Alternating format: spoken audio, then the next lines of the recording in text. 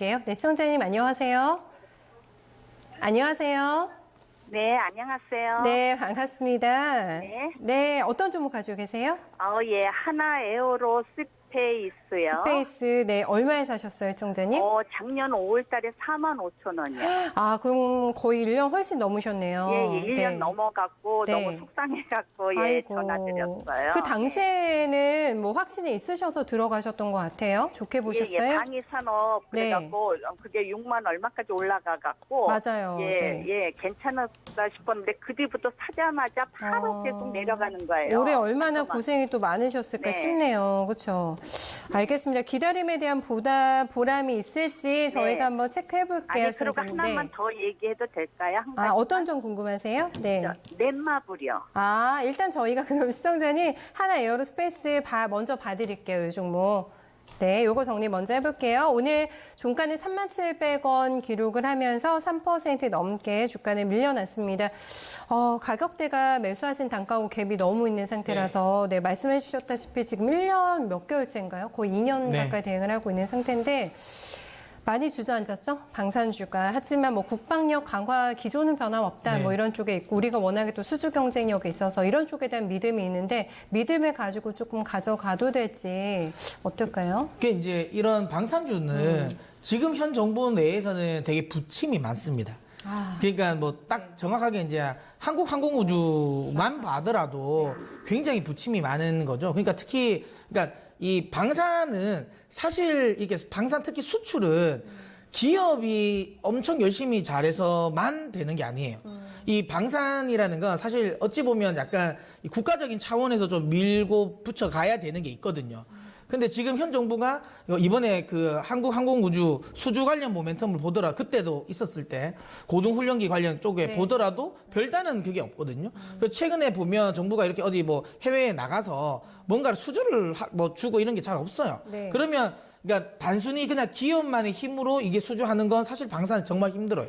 방산이 꽤 민감한 상황이거든요. 그래서 정부가 같이 수주를 해야지 수출이 많이 나오는데 지금 그러니까 현 정부 들어와서 방산 수출에 대한 물량이 얼마나 많이 늘었는지 저는 개인적인 의문입니다. 물론 뭐 그게 가장 큰 게 좀 확 꺾인 게 기대감이 확 꺾인 게 어쨌든 이 하나 에어로스페이스는 아니에요. 그러니까 한국항공우주긴 한데 그래도 어쨌든 그게 전체적인 기조로 연결될 수도 있으니까 네. 좀 조심은 해야 되지 않나라는 생각이 들고요. 그래서 2만 원대까지 갔던 그렇죠. 거잖아요. 그래서 이제 이게 K9 이제 자주포 네. 그러니까 수출과 관련된 모멘텀이 있는데 제가 군대 때 K9 부대에 있었거든요. 제가 자주포 부대라서 잘 압니다. 굉장히 고장도 잘 안 나고 굉장히 좋은 거예요. 그래서 많이 팔리기도 있어요. 그래서 나름 자주포 내에서도 뭐 중동이라든지 러시아라든지 이쪽에서 많이 파는데 이게 근데 중요한 건 뭐냐면 이 업체의 이제 성장성을 담보하는 건 아니에요. 네. 그러니까 말 그대로 지금 하나가 원래 이게 이제 삼성이라든지 이쪽에 이거 받아온 거잖아요. 합병을 하면서.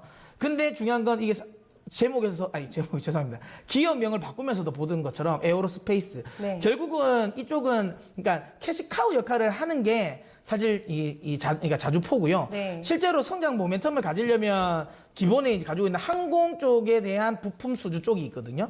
부품 장비 수주인데 어쨌든 국내 쪽의 수주는 뭐 나오겠죠. 당연히 이제 한국 이 전투기 이 이제 사업 이쪽 관련 부분에 계속 이제 수주 모멘텀이 나올 수 있지만 이게 또 얼마나 탄력이 나올지는 사실 모르죠. 특히 또 이제 지금 이제 이 남북 간의 이 관계 개선과 관련된 부분이 계속 나오니까 네. 이야기하신 것처럼 뭐 방산과 관련된 부분에 있어서의 분명히 기조는 저는 계속 증가할 것 같긴 한데 그래도 시장은 센티멘탈을 무시하고 갈 수는 없어요. 그렇기 때문에 만약에 또 특히 이번에 미국의 선거 쪽에서도 만약에 공화당이 양호를 장악했으면 네. 저는 방산주 한번 갈 거라고 봤는데 또 그것도 아니니까 아니고. 조금 애매하지 않을까라는 생각이 듭니다. 그래서 네. 요거는 너무 지나치게 내가 본전까지 들고 가겠다 생각은 하지 마시고요.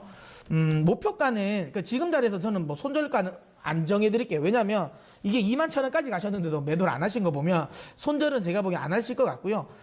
매도를 하시나 하면 35,000원 정도부터는 좀 비중을 줄이세요. 비중을 줄이셔서 오히려 시장에서 조금 더 탄력적일 수 있는 종목으로 갈아타는 게 맞습니다. 이 종목을 지금 자리에서 끌고 가는 건 조금 애매하다. 그래서 저는 35,000원 이상에서는 매도 의견을 드리도록 하겠고요. 그리고 간단하게 넷마블은 지금 자리에서 들고 가십시오. 넷마블 NC소프트는 이제 지금부터는 계속 들고 가셔야 되는 종목입니다. 알겠습니다.